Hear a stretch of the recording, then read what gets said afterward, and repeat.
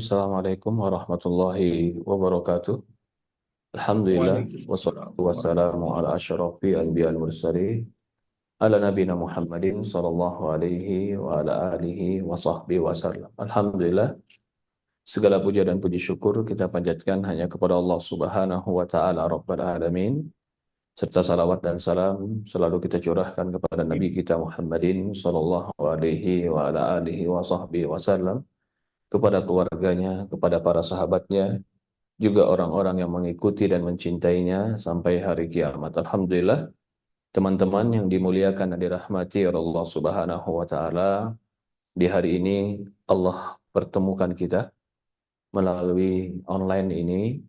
Mudah-mudahan pertemuan online ini tidak mengurangi pahala kita di sisi Allah Subhanahu wa taala, dan mudah-mudahan juga pertemuan online ini tetap memberikan kita kepada ilmu yang bermanfaat. Dan Rasulullah SAW bersabda dalam sebuah hadis, kata Rasulullah SAW, "Man salaka tariqan yaltamisu fihi ilm, sahalallahu lahu bihi tariqan ilal jannah."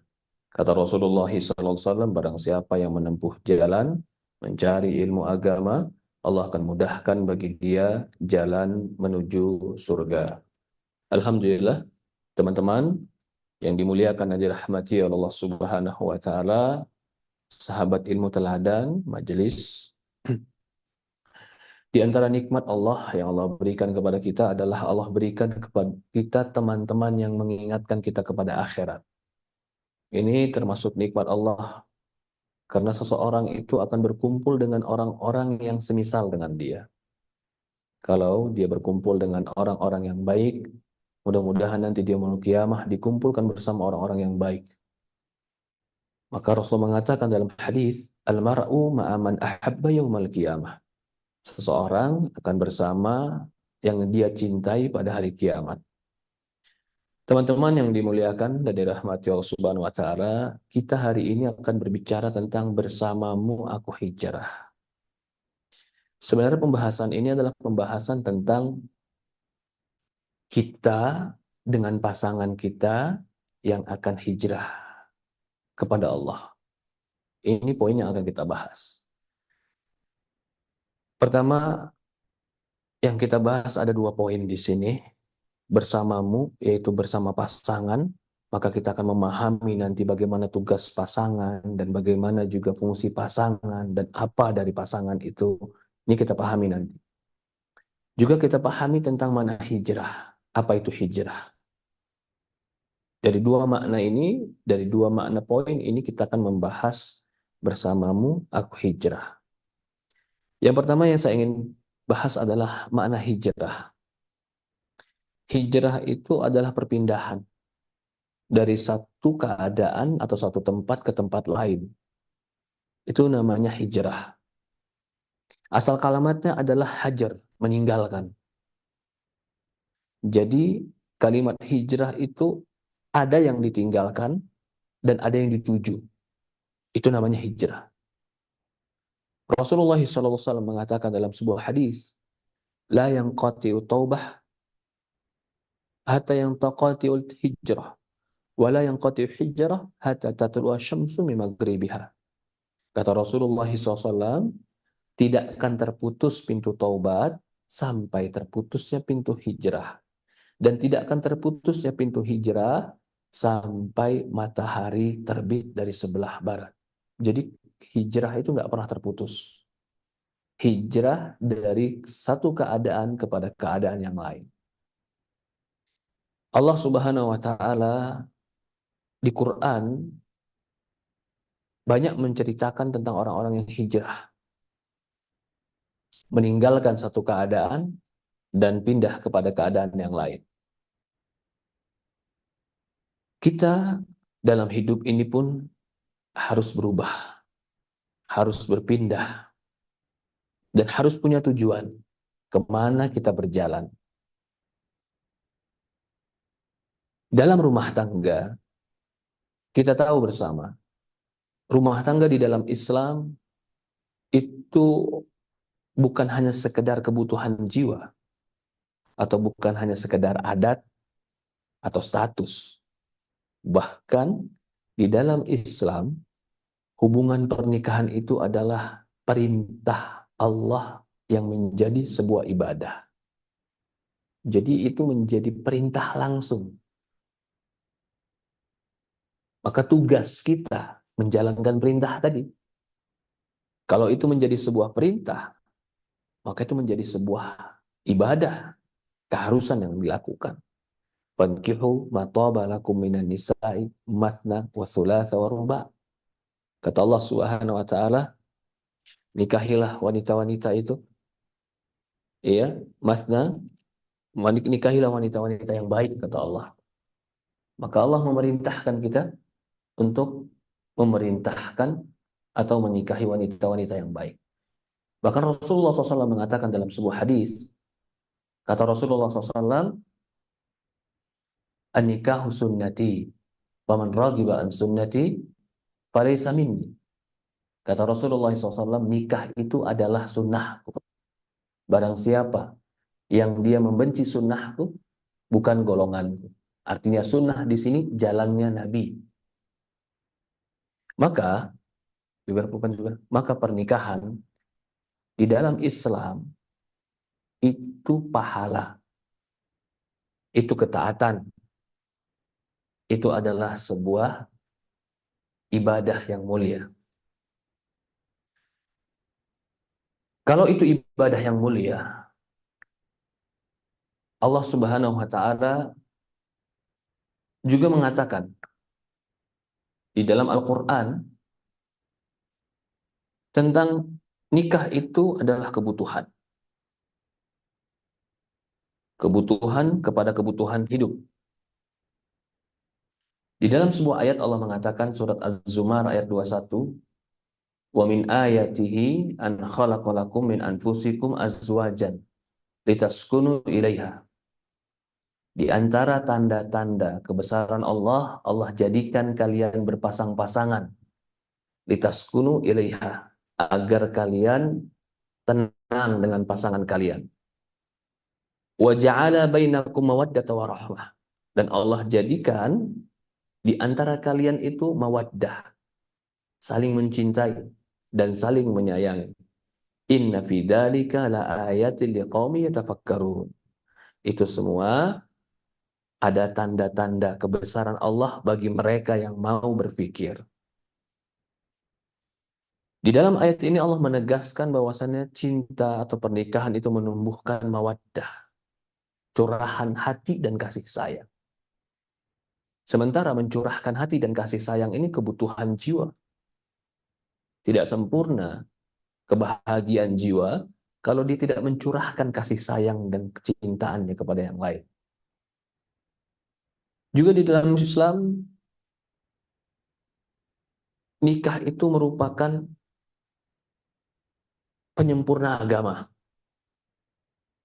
Di dalam hadis Rasulullah SAW mengatakan, man razaqallahu mar'atan salihah faqad a'ana ala syatruddin falyatakilai fi syatril baqi. Kata Rasulullah SAW, barang siapa yang Allah rizkikan kepada dia wanita yang salihah sebagai istrinya, yang membantu dia, maka telah membantu dia di dalam setengah agamanya. Hendaklah dia bertakwa kepada Allah di setengah agama yang lain. Jadi orang yang menikah setengah agamanya aman, nggak terganggu agamanya, akan kuat langkahnya, akan stabil imannya, karena agamanya aman. Tinggal setengahnya lagi.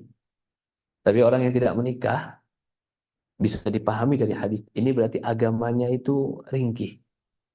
Apalagi yang masih muda, punya hasrat, lalu punya tenaga, punya penampilan yang masih baik.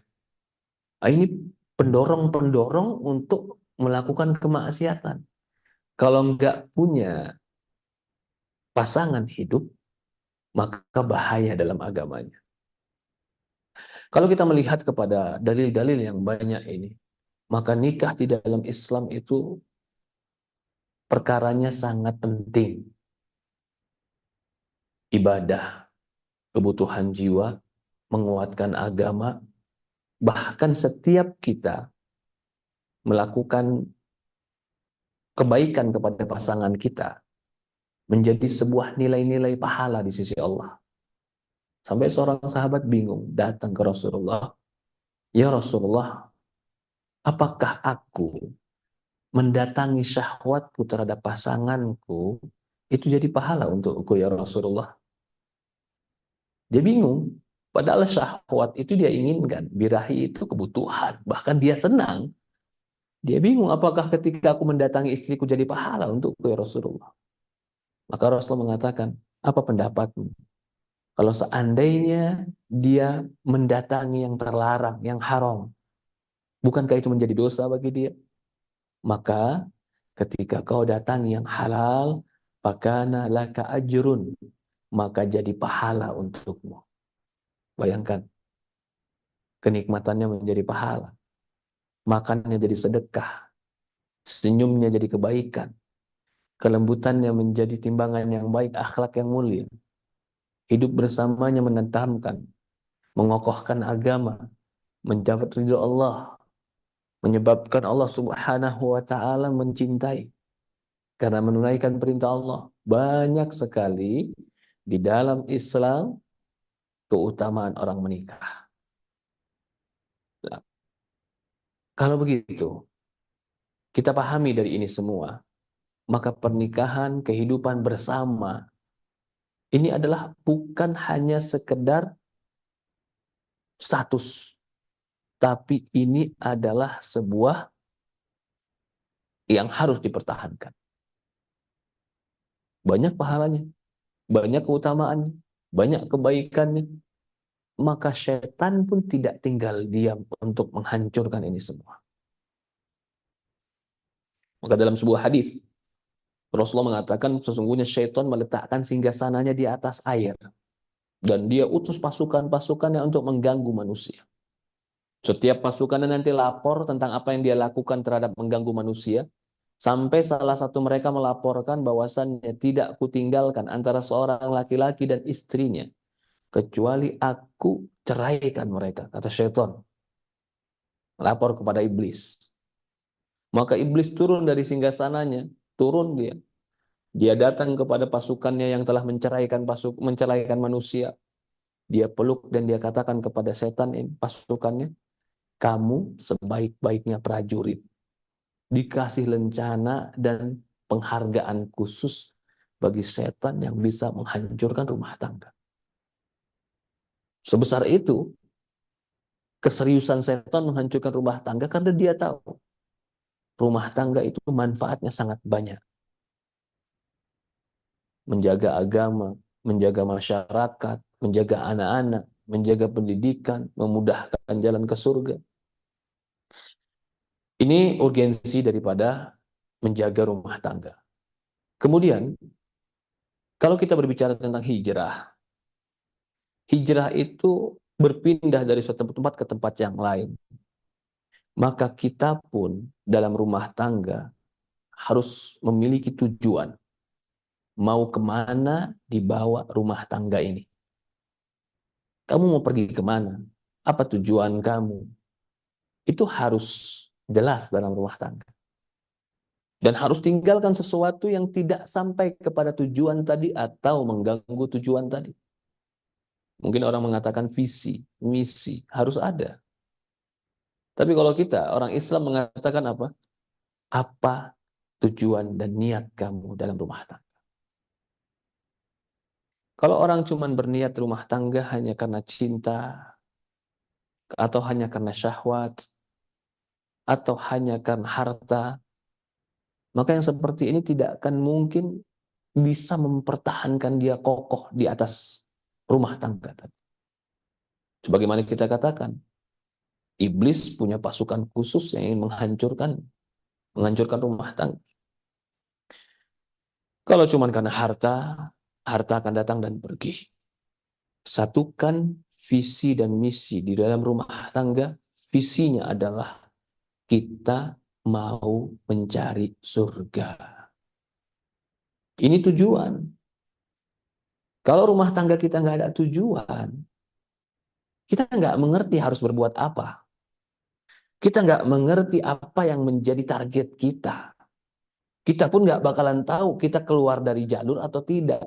Karena kita nggak punya tujuan. Ketika kamu punya misi atau punya visi, kamu akan susun strategi dan cara supaya visimu tercapai. Dan kamu akan evaluasi apakah jalan dan langkah saya keluar dari visi saya. Jadi jelas langkah-langkahnya. Dan tahu arah tujuan. Coba kalau pernikahan nggak ada tujuan. Padahal di situ adalah kehidupan bersama yang di situ ada kebutuhan bersama. Jadi kalau ada orang menikah yang sampai hari ini belum tahu tujuan dia menikah untuk apa, berarti dia nggak punya visi dalam hidup. Kalau dia bilang ya visi saya cuma punya anak, punya keluarga, membesarkan anak, selesai Ustaz.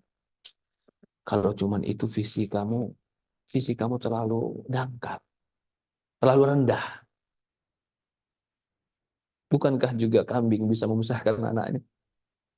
Bukankah juga hewan melahirkan, membesarkan, begitu anaknya besar dia dia bebaskan dan lepaskan anak?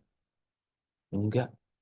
Kita ini manusia, punya yang lebih tinggi daripada itu, lebih besar daripada itu. Kita punya sebuah cita-cita yang lebih mulia daripada itu. Karena kita makhluk yang mulia dibanding hewan. Kalau ternyata tujuan hidup kita sama seperti hewan, maaf kalau terlalu kasar, tetapi ini kenyataan, kalau tujuan kamu hanya hidup, membesarkan anak, lalu anak tadi besar, lalu dia bisa makan, apa bedanya dengan burung yang dia menelurkan anak, dia eram anaknya, dia kasih makan anaknya, ketika sudah tumbuh bulu-bulunya dan anak bisa terbang, dia bebaskan anaknya terbang untuk cari makan berikut. Apakah hanya sebatas itu tujuan hidup kita? Tujuan hidup kita adalah kita bertemu di akhirat. Ini tujuan yang luar biasa dalam rumah tangga. Tujuan kita berumah tangga adalah kita masuk surga bersama. Ini tujuan yang harus ditanamkan dalam rumah tangga. Visi kita sudah jelas. Sama. Kita cari ridho Allah dan masuk surga. Tinggal menyusun strategi apa yang harus kita susun dalam langkah ini. Siapa yang keluar daripada visi ini, perlu diingatkan, ayo kembali kepada visi kita. Siapa yang tetap komitmen dalam visi ini, maka dia terjaga. Sehingga ada rule yang jelas di dalam rumah tangga. Banyak orang yang berumah tangga tapi nggak jelas apa arah tujuan rumah tangganya. Nggak jelas apa yang sedang dia lakukan. Nggak jelas apa yang menjadi target sebenarnya. Nggak jelas apa yang menjadi ukuran tentang jalan yang harus ditempuh. Akhirnya, nggak ada cara untuk mengevaluasi siapa yang baik, siapa yang jelek. Nggak ada yang bisa mengembalikan kepada rule atau jalan sebenarnya karena nggak punya tuntunan jalan sebenarnya. Ini poin yang pertama. Kita itu harus tentukan tujuan karena kita ingin berpindah dan bergerak. Hijrah itu adalah pergerakan. Hijrah itu adalah perpindahan. Kemana kau bertuju dalam perpindahan itu? Harus jadikan tujuan kita di dalam rumah tangga adalah mencari ridho Allah. Kita jadikan berkumpul bukan hanya untuk di dunia, tapi kita jadikan berkumpul untuk akhirat kita. Allah mengatakan dalam Quran, kata Allah Subhanahu wa taala, "Walladzina amanu wattaba'atuhum dzurriyyatuhum bil iman alhaqna bihim dzurriyyatahum wa ma alatahum min amali min syai'." Kata Allah Subhanahu wa taala dalam Al-Qur'an, dan orang-orang yang beriman dan anak cucu mereka mengikuti keimanan, alhaqna bihim dzurriyyatahum, kami kumpulkan mereka bersama anak cucu mereka. Dan tidak akan pernah disia-siakan tentang apa yang pernah mereka amalkan. Di mana dikumpulkan? Mereka dikumpulkan di surga. Apa yang menjadi modal mereka kumpul di surga? Walladzina amanu wattaba'athum dzurriyyatahum bil iman. Mereka beriman dan anak cucu mereka mengikuti keimanan. Kalau visinya sama, maka modalilah dengan iman. Karena kita hidup ini untuk ibadah. Kita ini hidup untuk hidup selama-lamanya. Jangan lalai. Jangan kita lengah. Maaf, bapak kerja, ibu kerja, itu adalah wasilah, bukan tujuan. Itu cuman sebuah kendaraan untuk mengantarkan kita kepada ridho Allah. Tapi tujuan kita yang utama adalah surga dan akhirat. Karena Allah ciptakan kita untuk itu. Kita berkumpul, kita menikah, kita saling menyayangi, kita saling memperhatikan, kita saling berbagi kasih. Tujuan kita satu, untuk menjadi hamba Allah. Wa ma khalaqtul jinna wal insa illa liya'budun. Tidak kuciptakan jin dan manusia kecuali ibadah kepadaku, kata Allah Subhanahu wa taala. Ingat, ajak pasangan kita kepada tujuan ini. Ingatkan pasangan kita kepada tujuan ini. Mau sampai kapan? Sudah 15 tahun, 20 tahun, 25 tahun pernikahan, tapi nggak ngerti tujuan pernikahan itu apa. Ada yang hanya buat bersenang-senang ketika sudah 20 tahun, sudah puas dengan kesenangannya, dia cari yang lain, dia tinggalkan yang baru, yang lama. Subhanallah. Ada yang cuma hanya untuk numpang hidup, ternyata pasangannya pun suatu hari ekonominya turun, dia tinggalkan pasangannya karena dianggap ekonomi sudah tidak baik. Kasihan. Gak mengerti hakikat kecintaan, tidak mengerti hakikat daripada kesetiaan, tidak mengerti hakikat dari perjuangan, tidak mengerti hakikat daripada kebersamaan. Buat apa kita bersama? Buat mencari ridho Allah. Agar Allah ridho sama kita. Agar Allah masukkan kita ke surga. Ini tanamkan. Ini menjadi sebuah visi. Akhirat tujuan kita. Apa yang perlu kita siapkan? Iman. Jadi iman dalam rumah tangga, iman dalam mendidik anak, iman dalam berkasih sayang, itu penting. Yang mengumpulkan kita di dunia ini karena iman. Dia akan mengumpulkan kita di akhirat karena iman. Ketika iman kita sudah terkoyak, maka ini bisa mengoyak kebersamaan kita. Karena tujuannya jelas tadi. Visinya jelas, misinya jelas. Yang mempersatu jelas.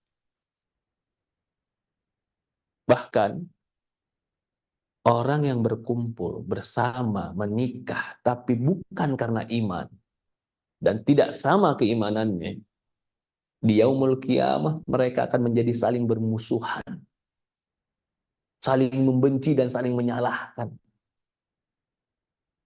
Kecintaan mereka terputus sudah. Nggak mungkin mereka saling mencintai lagi.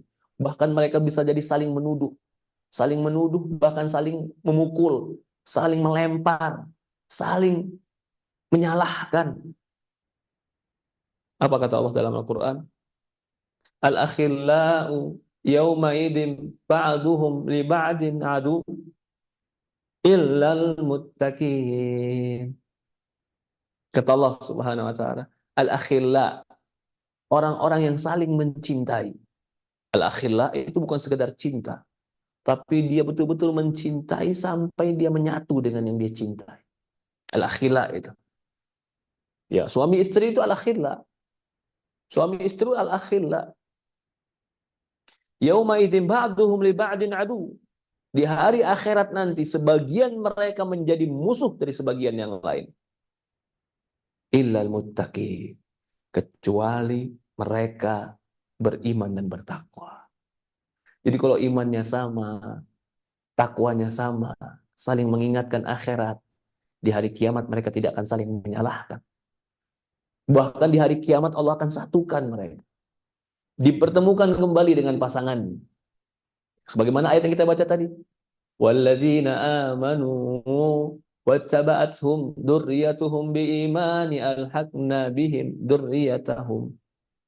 Dan orang-orang yang beriman diikuti anak cucu mereka yang beriman, kami kumpulkan mereka dengan keluarga mereka nanti di yaumul qiyamah. Allah kumpulkan karena keimanan mereka. Dari itu Rasulullah SAW mengatakan dalam sebuah hadis, kata Rasulullah SAW, Al-mar'u ma'aman ahabba yaumal qiyamah. Kata Rasulullah SAW, seseorang itu akan berkumpul dengan orang yang dia cintai nanti di hari kiamat. Kalau yang dia cintai adalah orang beriman, maka dia akan berkumpul dengan orang-orang beriman. Kalau yang dia cintai adalah orang yang tidak beriman, maka dia akan berkumpul dengan orang-orang tidak beriman. Dimasukkan ke neraka oleh Allah Subhanahu wa taala. Dari ini pula Allah langsung memberikan tugas kepada laki-laki. Tugas kepada laki-laki untuk dia bisa menjalankan visi. Di dalam Al-Quran, surat Tahrim, ayat ke-6, Allah Subhanahu wa ta'ala berfirman, Qu anfusakum wa ahlikum nara wa quduhan nasu wal hijara. Wahai orang-orang beriman, Qu anfusakum, jaga diri kalian, wa ahlikum nara, dan jaga keluarga kalian dari api neraka. Wa quduhan nasu wal hijara, yang bahan bakarnya dari manusia dan batu. Bahan bakarnya manusia dan batu. Allah langsung memberikan tugas kepada laki-laki untuk menjalankan visi mereka dalam rumah tangga. Jaga dirimu dan keluargamu dari api neraka. Tugas ini langsung turun dari Allah melalui lisan Rasulullah SAW. Jadi amanah ini langsung dari pemilik langit dan bumi. Untuk kita di dalam rumah tangga, menjaga diri kita dan keluarga kita dari api neraka. Menjaganya dengan keimanan, menjaganya dengan amal saleh. Kalau ini sudah dipahami, tujuannya sudah jelas, dasar langkahnya sudah jelas, maka kita akan punya rule dan batasan yang jelas dalam rumah tangga ini. Ketika ada satu pasangan yang melenceng dari tujuan, jangan merasa benar. Jangan mengatakan saya selalu benar. Jangan selalu ego menganggap pendapat kita yang paling benar. Tidak. Kita sudah punya komitmen. Tujuan kita sama. Tujuan kita satu.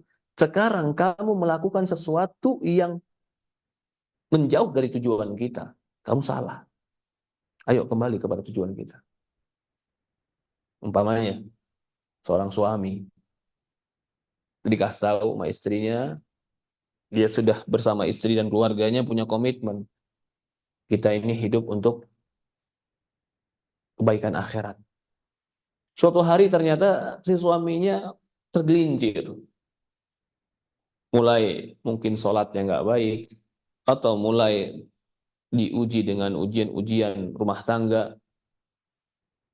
Ingat, si istri berhak mengingatkan, ayah, kamu sudah mulai menjauh dari tujuan kita.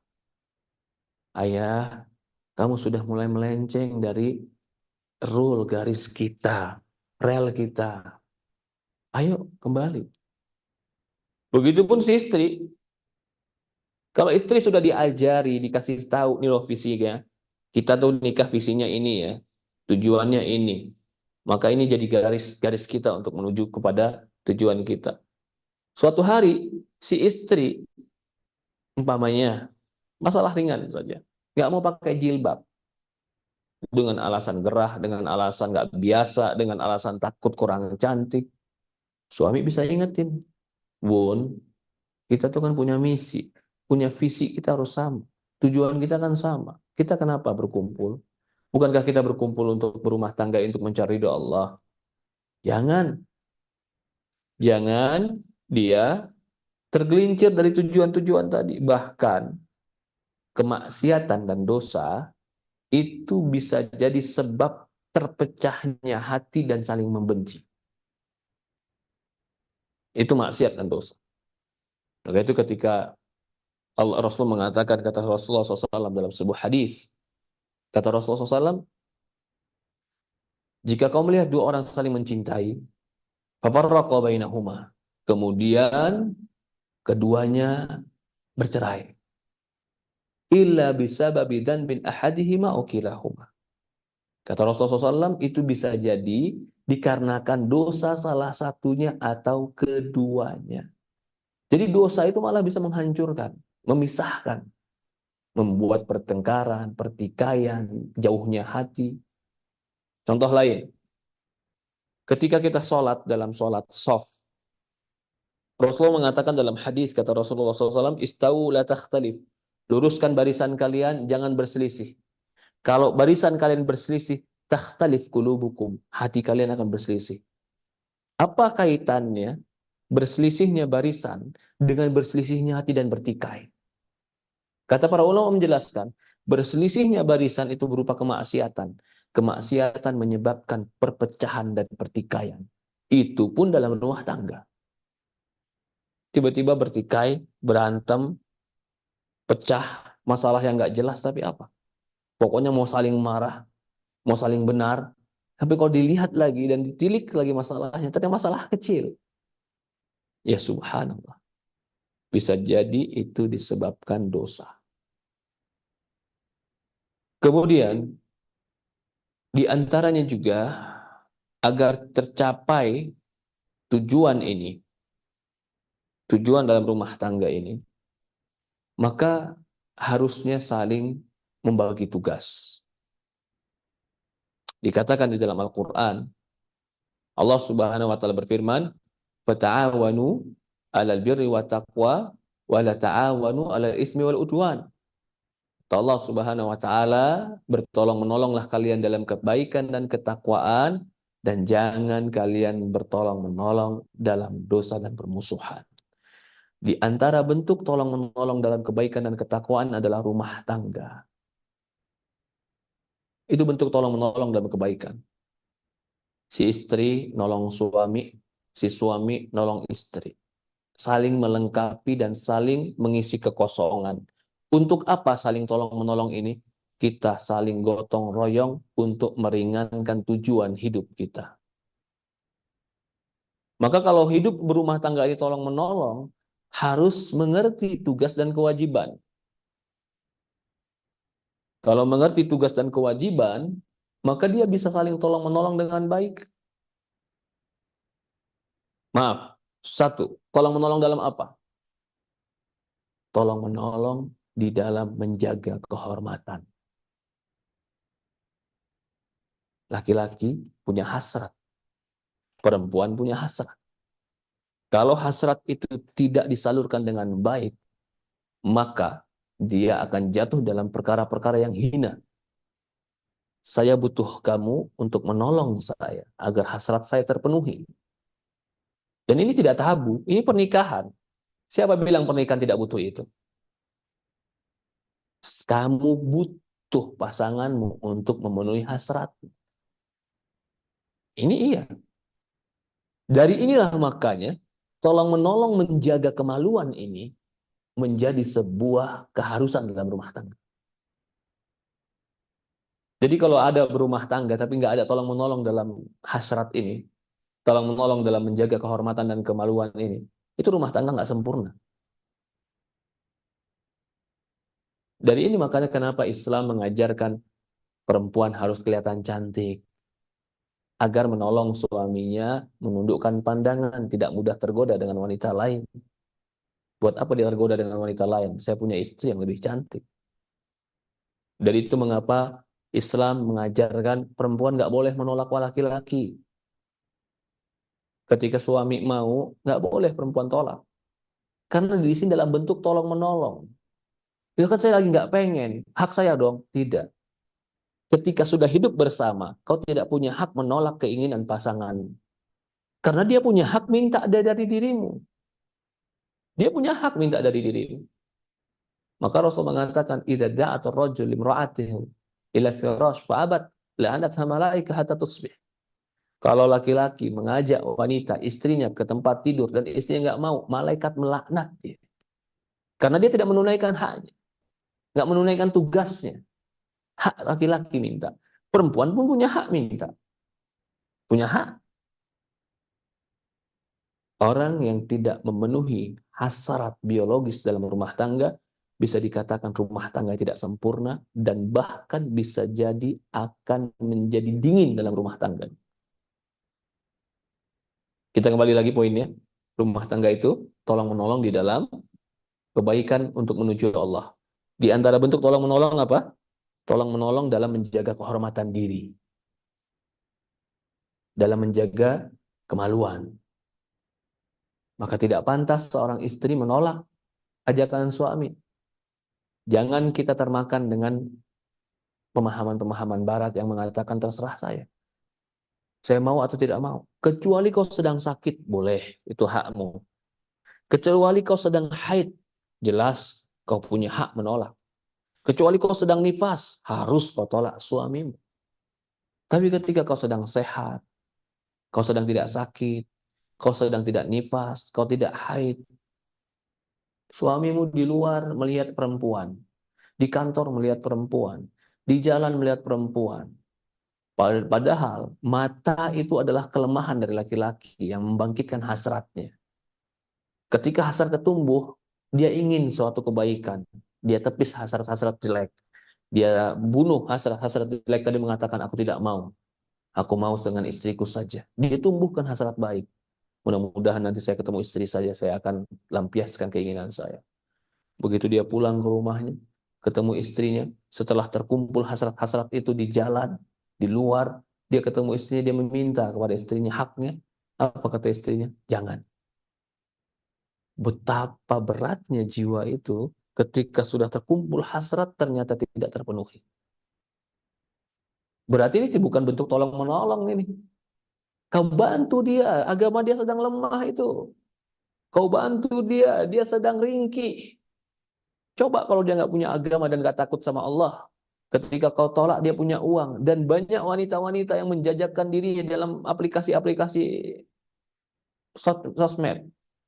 Bayangkan kalau dia nggak punya agama, nggak takut sama Allah, apa yang terjadi? Tolong dia, angkat tangannya, rangkul dia untuk menjaga agamanya, penuhi kebutuhan. Maka itu dikatakan perempuan solehah itu nisfuddin, setengah dari agama.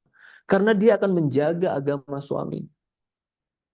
Bahkan dalam sebuah riwayat, Rasulullah SAW pernah ditanya, "Lau alimna ayu amalin khairun fanattakhidu." Ya Rasulullah, kalau boleh tahu, amalan apa yang paling afdol sehingga kami ambil amalan itu? Rasulullah mengatakan, kata Rasulullah SAW, afdolul lisanu dzikrillah, dzakirun. Kalau lisan, yang paling afdol adalah lisan yang selalu berzikir. Kalau hati, yang paling afdol adalah saling bersyukur. Kalau istri yang beriman, yang paling afdol adalah yang bisa membantu suaminya untuk tetap beriman dan menjaga agamanya. Ini amalan yang paling afdol. Bisa menjaga agama pasangan. Walaupun hanya termasuk salah satunya adalah membantu dalam hasratnya. Begitu juga dalam bentuk tolong-menolong rumah tangga adalah pembagian tugas. Asalnya, di dalam Islam, laki-laki itu bertanggung jawab terhadap finansial, terhadap rumah, pakaian, kesehatan, itu tugas laki-laki. Yang memberikan tugas itu Allah. Askinuhunna min haitsu sakantum min wujdikum. Kata Allah dalam Al-Quran, berikanlah tempat tinggal kepada pasangan-pasanganmu, di mana engkau tinggal yang kau mampu memberikan mereka tempat tinggal.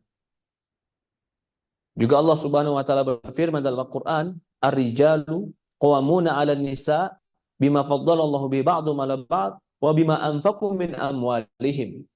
Kata Allah Subhanahu wa taala, laki-laki itu menjadi pemimpin bagi wanita dan terhadap apa yang telah Allah utamakan sebagian mereka dari sebagian yang lain, wa bima anfaqu min amwalihim, dan dikarenakan apa yang telah mereka infakkan dari harta mereka. Jadi laki-laki, kataku Allah dalam Quran, mereka yang menginfakkan buat wanita.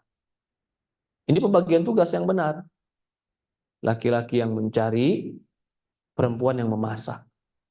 Laki-laki yang memenuhi fasilitas, perempuan yang menjalankan fasilitas. Laki-laki yang menyediakan, perempuan yang mengatur. Coba kalau pembagian tugas ini kurang sempurna, maka kurang sempurna juga dalam rumah tangga. Kalau semuanya mencari, yang jaga anak siapa? Ini kurang sempurna. Kalau atau semuanya jaga anak, siapa yang mau mencari?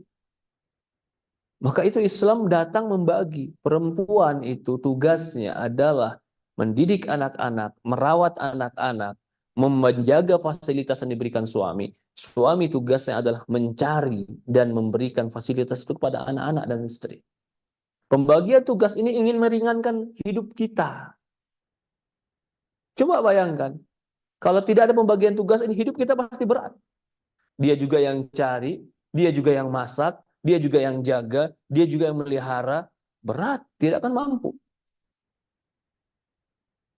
Kalau dia yang menjaga, dia yang memelihara, dia yang memasak, tapi ada yang membawakan, ringan bagi dia. Rumah tangga ini fungsinya adalah ta'awun, meringankan beban hidup. Saling membagi tugas. Menjalankan tugasnya sesuai dengan kewajiban masing-masing. Maka yang ideal, laki-laki itu yang bekerja, perempuan yang mendidik anak di rumah. Pembagian ini apakah berarti mengungkum wanita? Tidak. Pembagian ini adalah meringankan wanita. Coba bayangkan kalau wanita disuruh cari juga. Habis suruh cari, dia suruh masak juga. Habis suruh masak, dia suruh jaga anak juga. Tidak akan mampu. Letih dia begitu sampai rumah. Nggak sempat dia pegang anaknya dan nyusui anaknya lagi. Letih dia sampai rumah. Nggak sempat dia mengajari anaknya lagi untuk berbicara. Mengajari anak untuk berjalan. Mengajari anak untuk lama. Udah letih dia. Tapi ketika ada pembagian tugas, suami yang mencarinya, lalu istri yang memanfaatkannya. Ini pembagian tugas dari Allah. Maka ta'awun, tolong-menolong dalam rumah tangga, itu juga salah satu faktor yang memudahkan kita untuk hijrah bersama. Untuk mencapai kepada tujuan kita, yaitu Allah Subhanahu wa Ta'ala. Di dalam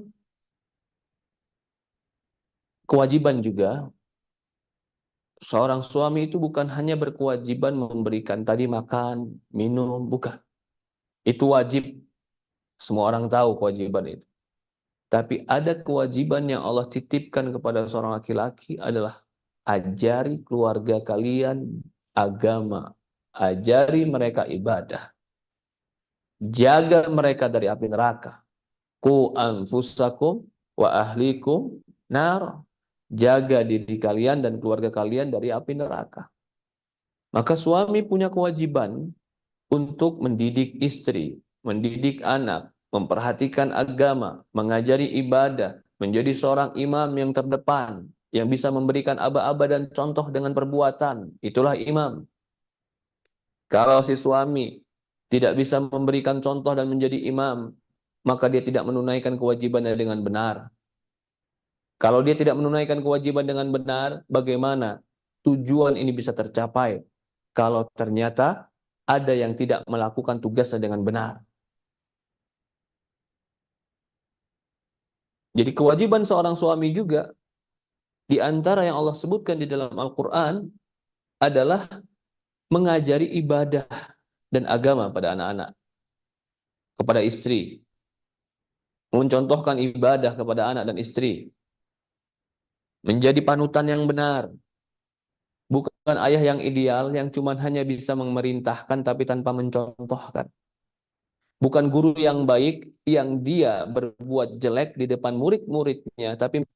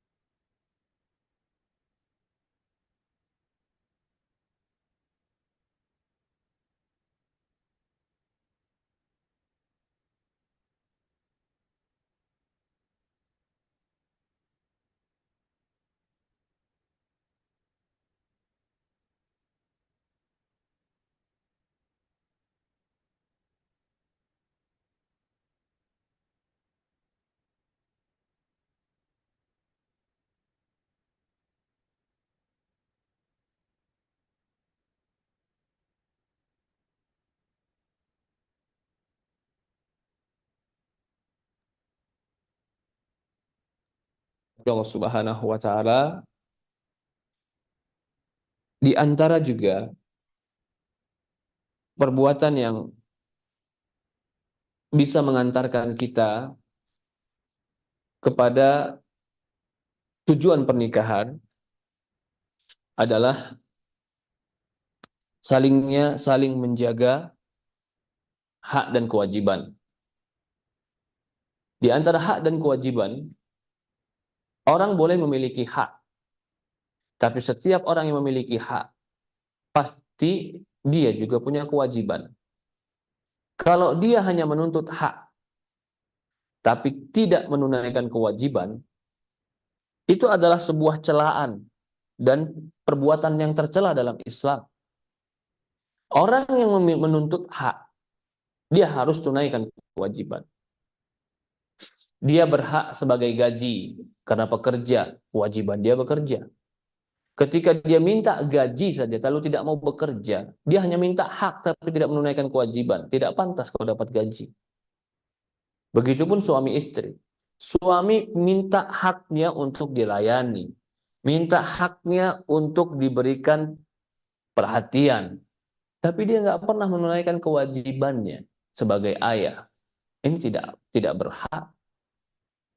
Begitupun istri, menuntut haknya diberikan pakaian, menuntut haknya diberikan makanan, diberikan uang, difasilitasi hidup, menuntut haknya. Itu hak wanita, boleh. Tapi dia nggak mau menunaikan kewajibannya, melayani suami, menservis suami, menghormati suami. Nggak mau. Nggak boleh seseorang hanya menuntut hak, tapi tanpa menunaikan kewajiban. Ini yang dikatakan mutaffifin. Mutaffif itu orang yang curang. Allah sebutkan dalam Al-Quran, wailul lil mutaffifin alladzina hum an salatihim, wailul lil mutaffifin alladzina idza iktalu 'alan nasi yastawfun wa idza kaluhum aw wazanuhum yukhsirun. Celakalah orang-orang mutaffif. Kalau dia minta haknya kepada orang lain, dia minta haknya itu penuh, nggak boleh dikurangi. Tapi kalau dia menunaikan kewajibannya kepada orang lain, dia selalu mengurangi kewajibannya. Itu mutaffif, kata Allah Subhanahu wa taala. Itu termasuk perbuatan yang tidak Allah Subhanahu wa taala inginkan. Dan di antara bentuk tolong-menolong yang bisa mengantarkan kepada tujuan kita di dalam rumah tangga adalah saling mengerti. Bahwasannya tidak ada pasangan itu yang sempurna. Kalau kau bermimpi ingin melihat pasanganmu yang sempurna dan tidak ada salahnya, maka kau tidak akan pernah dapat pasangan yang seperti itu. Bahkan Allah mengatakan, la yafruqul mu'min mu'minah. Atau Rasul mengatakan, fa in kariya minhu syai'an wa radiya minhal akhar. Kata Rasulullah SAW, janganlah seorang laki-laki itu mudah membenci seorang perempuan. Bisa jadi dia nggak suka terhadap pasangannya satu akhlak, tapi bisa jadi Allah jadikan pada diri dia kebaikan yang banyak. Mungkin satu kekurangan dia yang kita nggak suka, tapi bisa jadi banyak kebaikan dia, yang kebaikan itu ada yang cocok untuk kita. Dan itu sesuatu yang biasa kalau ada sedikit kekurangan. Karena kita pun penuh kekurangan. Kita pun bukan orang sempurna. Tapi kalau mencari dan menuntut kesempurnaan dalam rumah tangga, kau telah menuntut sesuatu yang tidak mungkin terjadi di dunia. Karena kesempurnaan milik Allah itu hanya di surga. Tidak boleh seorang itu menuntut sesuatu yang berlebih. Selama agamamu baik, ibadahmu baik, akhlak baik, santun, ada sedikit-sedikit kekurangan itu manusiawi.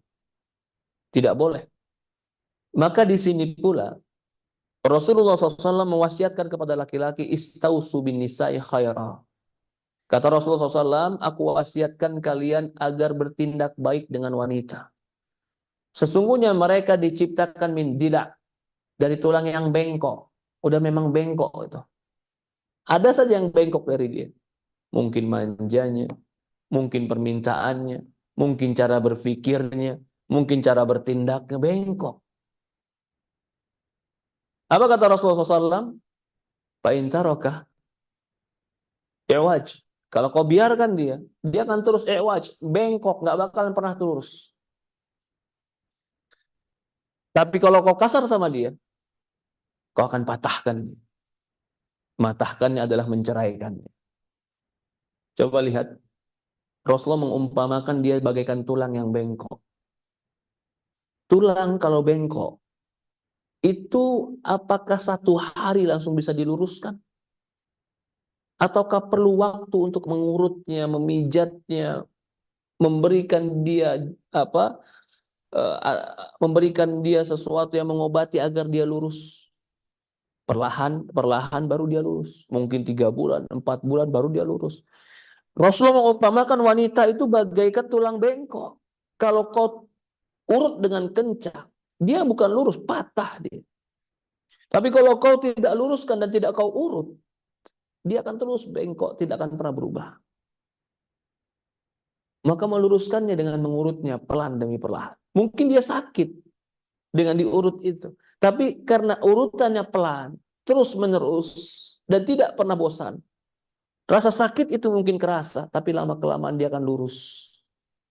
Ini perumpamaan yang indah bagaimana cara mendidik wanita. Tidak pernah bosan terus mengurutnya. Tidak dengan cara yang kasar, tapi cara yang lembut, mengelusnya. Kalau kau kasar, kau akan patah. Maka Rasul mengatakan dalam sebuah riwayat juga, kata Rasulullah SAW dalam sebuah riwayat hadis, khairukum li ahlikum, wa ana khairikum li ahli. Kata Rasulullah SAW, orang yang terbaik di antara kalian adalah orang yang terbaik dengan keluarganya. Dan aku adalah orang yang terbaik dengan keluargaku. Rasulullah berbangga menjadi orang yang terbaik dengan istrinya karena menunjukkan kebaikan seseorang ketika dia mampu baik kepada keluarganya. Kalau dia baik kepada orang yang lebih di atas dia, lebih kuat dari dia, lebih gagah dari dia, lebih kuasa dari dia, banyak orang bisa seperti itu. Tapi ketika dia baik dengan orang yang di bawah kekuasaannya, yang lebih lemah dari dia tetap bisa berbuat baik, maka orang ini pasti baik. Dan bisa dilihat kebaikan seseorang ketika dia baik dengan pasangan. Dan Rasulullah SAW berbangga ketika dia berbuat baik dengan pasangan. Teman-teman yang dimuliakan dan dirahmati Allah Subhanahu wa taala, rumah tangga harus ada tujuan. Mendidik anak harus ada tujuan. Kita harus bertuju kepada Allah Subhanahu wa taala. Maka segala sesuatu yang menghalangi kepada tujuan dan visi kita tadi tinggalkan. Rubah. Kebiasaan-kebiasaan yang buruk yang bisa menghalangi kita sampai kepada tujuan, rubah. Karena kita sedang hidup bersama untuk menuju kepada satu keinginan yang sama, ridho Allah. Kita saling bersama, saling menutup kekurangan untuk menjadi makhluk yang lebih sempurna di hadapan Allah. Itulah pernikahan. Perlu sabar kita bersama pasangan kita. Perlu pula kita lembut dengan pasangan kita. Tapi kita tidak boleh membiarkan dia terus dalam kesalahan. Harus tahu mana yang menjadi tanggung jawab. Si istri harus tahu bagaimana bersikap dengan suami. Si suami harus tahu bagaimana dia bertanggung jawab terhadap anak dan istrinya. Kalau ini dilakukan, maka bersama pasangan kau bisa hijrah. Kalau komitmen ini diucapkan dan diselaraskan dengan pasangan, maka kau akan sampai kepada hijrah dengan pasanganmu dengan cara yang benar. Tapi kalau tidak punya tujuan yang benar, tidak mengerti apa tujuan pasangan, tidak tahu ingin mengarah kemana, kau tidak akan bisa mengatur rumah tanggamu dengan benar. Karena kau tidak punya satu visi yang benar. Sehingga kau tidak punya metode dalam menuju visimu itu. Rumah tangga adalah sebuah kelompok kehidupan yang kita butuh terorganisir dengan baik untuk sampai kepada tujuan kita. Tujuan kita adalah Allah, tujuan kita adalah ibadah, tujuan kita adalah akhirat, tujuan kita mencari ridha Allah. Bersama pasangan kita saling menguatkan untuk menuju Allah Subhanahu wa taala. Ini butuh. Yang terakhir saya sampaikan, agar ini semua bisa tercapai, butuhlah kita berdoa kepada Allah. Saling mendoakan pasangan kita. Rabbana hablana min azwajina wa dzurriyyatina qurratal a'yun waj'alna lil muttaqina imama. Ya Allah, anugerahkan aku. Rabbana hablana min azwajina, anugerahkan kepada pasangan-pasanganku dan anak cucuku kebaikan, dan jadikanlah kami orang-orang beriman. Bahkan Nabi Ibrahim berdoa, Allahumma junubni wa baniya an na'budal asnam. Ya Allah, jauhkan aku dan anak cucuku beribadah kepada patung, kepada syirik. Allahumma ij'alni muqimas salati wa min dzurriyyati rabbana wa taqabbal du'a. Ibrahim berdoa, ya Allah, jadikanlah aku dan anak cucuku orang-orang mendirikan salat dan terimalah doa kami. Ibrahim yang berdoain. Rabbi habli minas salihin. Ya Allah, anugerahkanlah kami keluarga yang soleh. Ibrahim yang berdoain. Bahkan Ibrahim menjadi contoh terhadap seorang ayah yang mendidik keluarganya di atas kesuksesan keimanan. Anaknya menjadi nabi, dan dia menjadi bapak para nabi. Ibrahim alaihissalam berdoa kepada Allah. Ini pun salah satu tips kita. Yang terakhir, banyak berdoa untuk pasangan kita, agar kita sama-sama menuju Allah, mendapatkan surganya. Allah alam, sudah 1 jam pertemuan kita. Mungkin saya serahkan kepada moderator untuk mungkin ada yang bertanya, dipersilahkan. Jadi sebelumnya saya simpulkan sedikit. Yang pertama, pembicaraan saya tadi mengenai agungnya pernikahan dalam Islam. Yang kedua, pernikahan itu, keagungan itu akan diganggu oleh syaitan, karena syaitan tahu di dalam pernikahan itu banyak kebaikan. Lalu yang ketiga, saya katakan pernikahan itu harus ada tujuan. Tujuan kita adalah Allah, tujuan kita adalah akhirat. Dan saya katakan dasar-dasar tujuan itu adalah iman. Kalau tidak ada iman, kita tidak akan sampai pada tujuan. Karena iman yang akan mengumpulkan kita dunia dan akhirat. Dan diantaranya juga adalah saling tolong-menolong. Tolong-menolong dalam bentuk apa saja. Bagi tugas, ada yang kerja, ada yang menjaga anak. Tolong-menolong dalam menjaga syahwat. Tolong-menolong dalam menjaga diri. Itu tolong-menolong. Dan juga kita katakan bahwasannya dalam rumah tangga itu tentu ada kekurangan. Maka saling menjaga dengan kebaikan, saling berakhlak baik, saling mengingatkan untuk kembali kepada tujuan, itu penting. Dan jangan lupa yang terakhir, agar kita sampai pada tujuan dengan cara yang baik, berdoa sebagaimana Ibrahim alaihissalam berdoa, Rabbi habli minas salihin. Ya Allah, anugerahkan aku keluarga yang saleh. Allah alam. Silahkan.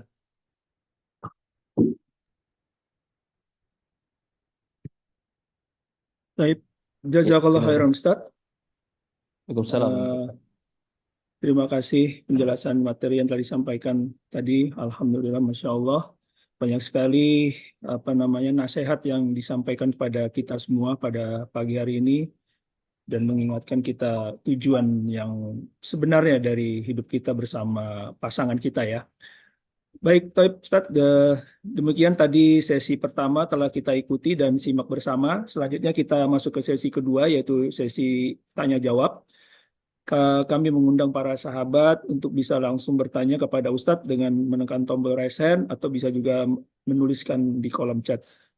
Afwan, Anda bacakan, udah ada pertanyaan yang masuk Ustadz. Silahkan. Assalamualaikum Ustadz. Bagaimana dengan anak yang sudah terlanjur dulu kita didik dengan tujuan dunia, yaitu agar berpendidikan tinggi di universitas ternama. Nah, sekarang kita menyesal karena kita baru mengenal ilmu agama sekarang ini. Sedangkan visi kita sebagai orang tua adalah bersama-sama di surga. Tafadhol, Ustaz. Iya. Pertama, anak kita pernah kita didik menjadi orang-orang yang berhasil untuk dunianya. Sebenarnya itu bukan salah. Tetapi kurang komplit kalau kita tidak barengi dengan agama. Anak kita menjadi seorang ilmuwan, boleh dalam Islam. Anak kita menjadi seorang ahli dalam ekonomi, itu dibutuhkan dalam Islam. Anak kita menjadi orang dokter, itu membanggakan dalam Islam. Jadi kalau itu pernah kita didik anak kita seperti itu nggak sia-sia. Itu benar. Sekarang anak kita jadi dokter, sekarang anak kita jadi ekonom, itu benar. Tidak sia-sia, itu baik. Tapi tambahkan sekarang kebaikan itu. Tidak ada kata terlambat. Tidak ada kata terlambat selama orang masih hidup dan dia masih bernapas, maka ada kesempatan dia menjadi orang baik. Rasulullah tidak pernah putus asa. Kapanpun ada waktu untuk mengajak kebaikan, dia ajak manusia kebaikan. Walaupun di akhir hayat. Sebagaimana Rasulullah pernah datang ke pamannya ketika sakit yang amat parah untuk mengajak pamannya masuk kepada Islam. Rasulullah nggak patah semangat. Ada waktu diajak. Bahkan suatu hari Rasulullah SAW pernah menjenguk seorang anak kecil yang sakit Yahudi, ya sakit. Rasul jenguk dia. Di akhir hayatnya Rasulullah mengajak dia kepada Islam dan anak itu mau masuk Islam. Setelah itu anak itu meninggal. Jadi yang ingin saya tegaskan, tidak ada kata terlambat selama masih ada waktu hidup. Yang terlambat itu ketika sudah mati, udah gak ada waktu lagi, itu sudah terlambat sudah. Penyesalan sudah berakhir, nggak bisa diulang lagi waktu. Tapi kalau dia masih hidup, dia masih menghargai orang tua, dia masih sholat, tapi mungkin kurang memperhatikan agama, itu tinggal ditambah. Tambah ilmu, ditambah nasihat, ditambah bimbingan, diingatkan dan terus diingatkan. Kalau ternyata agak sulit Ustaz, anggap saja kesalahan kita dulu, terlambat kita memberitahunya, sehingga dia sudah menjadi sebuah tabiat yang memiliki karakter khusus. Sehingga kalau karakter itu sekarang mau kita rubah secepatnya agak sulit, anggap saja sebagai penebus kesalahan kita. Tapi yang jelas, kita selama masih bertemu dengan anak-anak kita dalam keadaan hidup dan dia masih muslim, kita masih memiliki kesempatan yang besar. Orang tua tidak boleh patah semangat. Nggak ada kata terlambat. Bisa jadi anak-anak muda ini yang begitu belajar ilmu agama, malah dia lebih semangat dari kita. Malah dia lebih mengamalkan agama dari kita. Bisa jadi. Hidayah di tangan Allah. Kita orang tua punya senjata. Senjata kita doa. Senjata kita nasihat.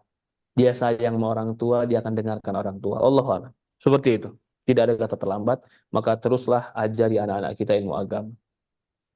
Ada lagi yang lain silahkan. Baik, Masya Allah. Demikian penjelasan dari Ustadz. Semoga bisa dipahami oleh penanya.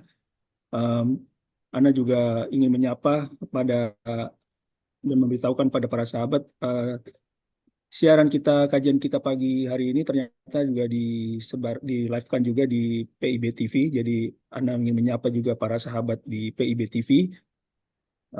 Kemudian pertanyaan selanjutnya juga kami masih menunggu para sahabat bisa menuliskan kolom chat pertanyaannya.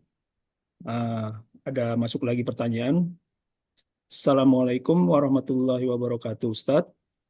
Waalaikumsalam. Bolehkah Ustadz sholat di jamak bagi pengantin wanita di acara pernikahannya karena harus make up wajah? Jazakallah khairan. Bolehkah menjamak sholat gara-gara make up? Kalau berbicara tentang jamak, tentu Islam membolehkan jamak, tetapi dengan argumen-argumen, alasan-alasan yang dibenarkan. Orang sakit, orang safar, orang hujan, itu boleh jamak. Tapi kalau menjamaknya untuk make up, boleh nggak, Ustaz? Kalau saya nggak berani mengatakan boleh. Ya, saya nggak berani mengatakan boleh. Tapi apakah pasti salah orang yang menjamak? Saya juga nggak berani mengatakan pasti salah. Tapi alangkah hati-hatinya kita untuk tidak bermudah-mudahan meninggalkan sholat cuman gara-gara make up. Jadi, kalau bisa, ya, dia boleh, contoh gini, ini acara pagi jam 10, sampai jam berapa? Zuhur masih banyak tamu, Ustadz. Oke. Sampai jam berapa tamu? Mungkin sampai jam 3 deh, Ustadz. Iya. Maka jam 3 di akhir zuhur langsung sholat. Begitu masuk asar, langsung asarnya dikedepankan. Kau tidak menjamak, tapi kau sholat zuhur di akhirnya, dan kau sholat asar di awal waktu. Itu masih lebih ringan. Kalau menjamak kan berarti nanti dia menjamak nih, zuhurnya di jam 5 sore, sama asar di jamak takhir. Boleh nggak, Ustaz? Saya nggak berani mengatakan itu boleh. Karena itu khawatir bergampang-gampangan dan bermudah-mudahan tentang ibadah. Sementara ibadah ini milik Allah, bukan milik kita. Allah yang punya peraturan, bukan kita yang bikin peraturan. Bukan sesuka kita. Bahkan saya ibadah sesuka saya, Ustaz. Kalau sesuka kamu, Allah tidak akan terima. Karena ini penghambaan, ini peribadatan, ini bentuk daripada perendahan diri. Jadi kalau saya menganggap, saya tidak berani mengatakan boleh untuk menjamaknya, tapi saya katakan ya kalau memang harus melakukannya, maka lakukanlah di akhir waktu zuhur dan di awal waktu asar. Begitupun maghrib, di akhir waktu maghrib, di awal waktu isya. Tetap pada waktunya, tetapi berdekatan. Allah alam. Ya, mungkin ada lagi yang lain. Baik, demikian penjelasan dari Ustadz. Mudah-mudahan dipahami ya oleh penanya. Pertanyaan selanjutnya Ustadz. Assalamualaikum. Izin bertanya Ustadz, apa kiat-kiat untuk memilih pasangan anak kita yang sudah masuk umur, anak perempuan Ustadz? Syukron. Oke. Kita punya anak, kita orang tua, tentu cara pandang kita berbeda dengan anak-anak muda. Anak muda itu pokoknya pasangan dia yang paling keren, yang paling membanggakan dari sisi teman-temannya, baik itu penampilan ataupun yang lainnya, dia akan mencintainya. Sementara kita yang sudah mengerti rumah tangga, mengerti tujuan itu adalah pendidikan, tujuan itu adalah keharmonisan, tujuan itu adalah saling menghargai dan mencintai dengan akhlak yang baik. Yang terkadang ini dilupakan oleh anak-anak muda yang baru mau menikah. Dia hanya lihat fisik, dia hanya lihat kegagahan, begitu. Kalau ditanya, bagaimana tips orang tua melihat itu? Yang pertama tentu kau lihat adalah sholatnya. Ini sholat nggak bisa ditawar, nggak tawar-tawar, ini nggak bisa bu. Kamu sholat nggak nak? Enggak bu. Enggak tante, saya belum sholat sekarang. Tapi kalau saya nanti nikah sama anak tante, saya sholat. Kok tunggu nanti nikah? Emang kamu sholat itu tunggu nikah? Iya, tapi kalau saya nanti nikah sama anak tante, nanti saya sholat. Sekarang kamu sholat, bukan nanti. Kalau sudah nikah ternyata nggak mau sholat, apa yang mau dilakukan? Mau diceraikan? Kan nggak mungkin. Udah diakadkan, ternyata dia nggak sholat. Sholat itu perkara yang terpenting dalam menilai seseorang. Dia kalau nggak sholat, dia nggak punya rasa takut sama Allah. Kalau dia nggak punya rasa takut sama Allah, dia mudah melakukan dosa. Dia pukul anakmu, siapa yang dia takutkan? Kalau dia nggak takut sama Allah. Dia zolimi anakmu, siapa yang dia takutkan? Kalau dia nggak takut sama Allah. Apalagi dia orang kaya, bapak dia punya jabatan, dia punya kekuasaan, dia bisa bayar ini dan itu. Nggak takut sama Allah. Anakmu bisa dilindas mobil dia nanti. Buat apa seperti itu kehidupan? Lihat sholatnya, lihat agamanya, penting. Lihat akhlaknya, penting. Harta penting Ustaz, tenang. Kalau dia orang yang gigih, sekarang hari ini dia datang dalam keadaan nggak punya uang, tapi dia punya sebuah modal kegigihan, insya Allah suatu hari dia jadi orang kaya. Tapi kalau hari ini dia bawa harta bapaknya, tapi dia nggak punya mental kegigihan, nggak punya mental pertarung, nggak punya mental kejujuran, harta itu akan hilang. Jadi lihat agamanya, lihat akhlaknya, lihat keluarganya. Boleh lihat keluarganya. Karena keluarga itu adalah wadah dia di tempat dibesarkan. Wadah cetakan ini harus kamu lihat juga. Oh ternyata ayahnya begini, ibunya begini. Oh Masya Allah keluarganya baik kok. Semuanya baik, agamanya bagus. Anak baik ini. Fatfar bidati din taribat cadak. Lihatlah yang agamanya baik, kau akan selamat. Maka Rasul mengatakan, jika ada seorang laki-laki yang kau lihat agamanya baik dan meminta menikah, maka nikahkan. Kalau kau tidak nikahkan, maka akan hancurkan agamanya. Jadi Rasul cuma memberikan kriteria agama. Kalau agamanya baik, baru kau lihat penampilannya. Oh, penampilannya juga baik kok. Jangan kebalik, penampilannya dulu, agamanya gampang, nanti agama diperbaiki. Nggak bisa. Malah fisik itu bisa diperbaiki. Kulit hitam bisa diputihkan. Kulit kurus, badan kurus bisa digemukkan. Penampilan bisa dirubah. Tapi agama ini penting. Jadi lihat sholat, lihat keluarganya, lihat akhlaknya, lihat kebiasaannya, ini penting. Dan juga nasihat saya, sekufu. Cari yang senilai, sepandan dengan anak kita. Sepandan dengan anak kita. Jangan terlalu jauh. Yang akhirnya mungkin anak kita nggak mau. Atau berat. ya, yang akhirnya tidak baik dalam rumah tangga. Allah musta'an. Mungkin itu. Baik, Ada jazakallahu pertanyaan khairan. lainnya? Demikian penjelasan dari Ustadz. Ya, Ustadz, ini ada pertanyaan yang selanjutnya, Ustadz. Anda bacakan, mohon izin. Assalamualaikum, Ustadz. Izin bertanya. Ustadz, apabila kita menonton pertandingan olahraga di TV, misalnya single bulu tangkis wanita, kebetulan pemain wanitanya Muslim dan tidak menutup auratnya, lalu kita mendoakan kemenangan untuknya. Apakah dibenarkan oleh agama, Ustadz? Iya, nonton olahraga, lalu yang main muslim tapi tidak tutup aurat, kita doakan dia. Jadi teman-teman harus diperhatikan ya, olahraga itu cuma main-main, jangan dibawa serius. Kalah menang itu biasa, bukan sesuatu yang pasti harus menang. Sebagian orang karena saking senangnya dengan olahraga, olahraga itu udah kayak membela harga diri dan membela agama. Sampai ada yang berantem, sampai ada yang bertengkar. Gara-gara bola, suami istri bertengkar. Suaminya milih bola yang mana, istri milih bola yang mana. Ini kan menunjukkan kelemahan akal dan tidak mengerti hakikat dari olahraga. Olahraga itu kan cuma permainan. Ngapain serius-serius amat? Olahraga itu kan cuma menghibur. Bukan agama, bukan juga organisasi, bukan juga sebuah ideologi, bukan. Jadi kalah menang itu biasa.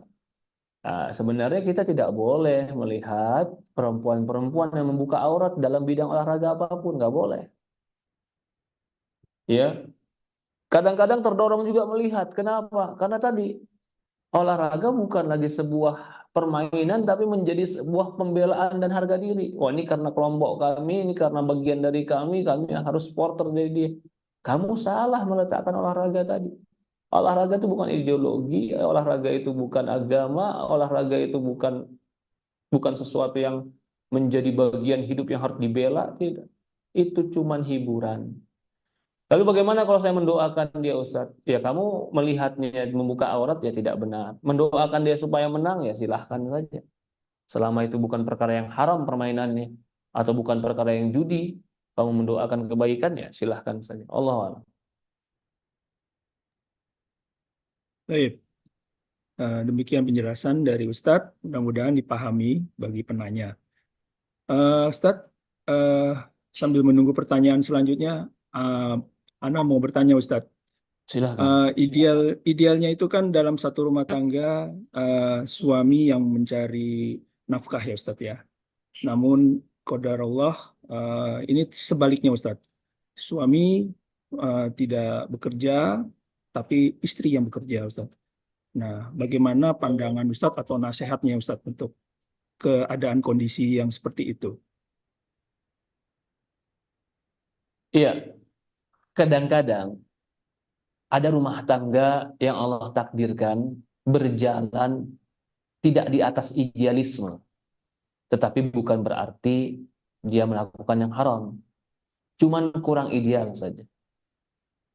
Ya, sebagaimana kita katakan tadi, kemungkinan pasangan kita nggak ada yang idealisme 100% ideal, apa semuanya idealis, tidak.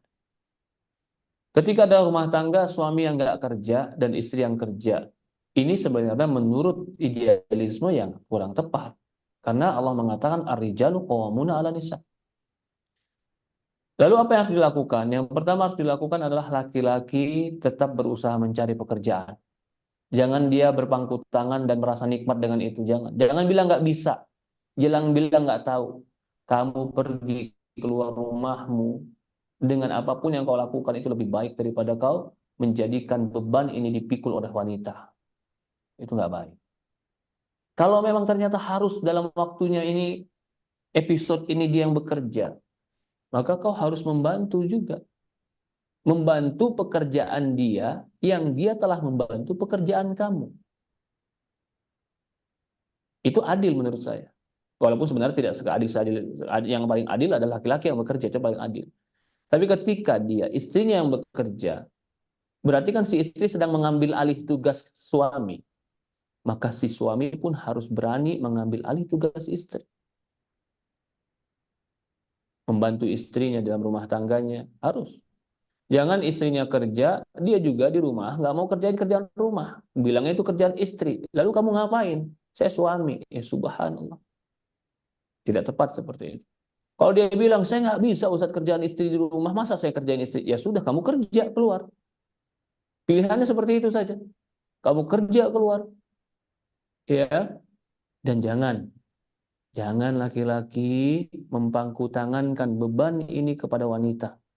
Akan kurang harga dirimu. Akan kurang kehormatan. Di mata siapapun. Di mata mertuamu, di mata tetanggamu, bahkan di mata istrimu. Kau kurang dihargai nanti. Kau laki-laki, punya kehormatan diri, punya harga diri, punya tenaga. Ar-rijalu qawwamuna 'ala nisa. Laki-laki itu pemimpin bagi wanita, kata Allah. Kenapa? Wa bima anfaqu min amwalihim. Karena laki-laki telah menginfakkan hartanya. Jadi laki-laki bisa menjadi sempurna pemimpin ketika dia menginfakkan hartanya. Ketika dia tidak menginfakkan hartanya, maka kepemimpinannya akan tergoyahkan. Allah Allah. Bukan berarti haram mutlak, ya. Kita tidak mengharamkan, tapi tidak sempurna. Rubah itu agar bisa lebih sempurna dalam rumah tangga. Allah Baik, musta'an. Ya, mungkin ada baik, yang lain. baik Ustaz. Eh, Kami masih menunggu nih pertanyaan dari para sahabat. Bisa bertanya langsung kepada Ustadz untuk bisa interaktif langsung menanyakan kepada Ustadz. Jika tidak, bisa juga ngechat di kolom chat untuk menanya. Insya Allah akan dibacakan pertanyaannya. Eh,